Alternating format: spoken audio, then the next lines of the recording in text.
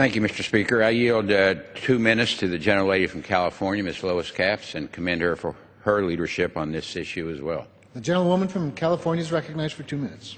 Mr. Speaker, I thank my colleague from West Virginia for yielding me the time and for offering this motion to encourage conferees to swiftly settle their differences on this bill.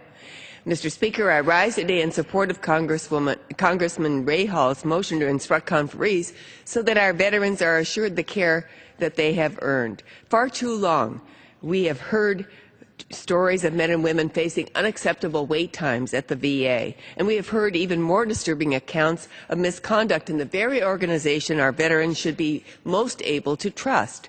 In response to this scandal, both chambers of Congress have passed bipartisan bills to hold the VA and its leadership accountable. I was encouraged to see this body act quickly to address a very real problem and was pleased to support bipartisan legislation to help solve this crisis. But we cannot allow this momentum to fade or allow disagreement to stand in the way of our veterans and so clearly deserve.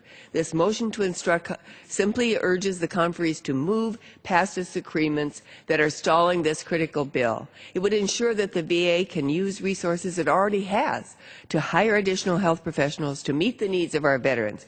Doing this will enable the VA to cut down on excessive and unacceptable wait times. As a nurse, I know the importance of having adequate staffing levels filled with our nation's best healthcare providers. We need to encourage the VA to bring these experts into the VA to treat our vets in need. And most importantly, the motion supports actions to give VA the resources it needs to improve care and responsiveness at every level, while finding appropriate areas to cut back. We owe it to our veterans to work tirelessly to finish this bill before we leave Washington.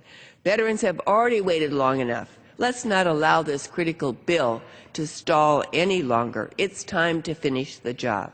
Mr. Speaker, I yield back. The gentlelady yields back. The gentleman from Texas.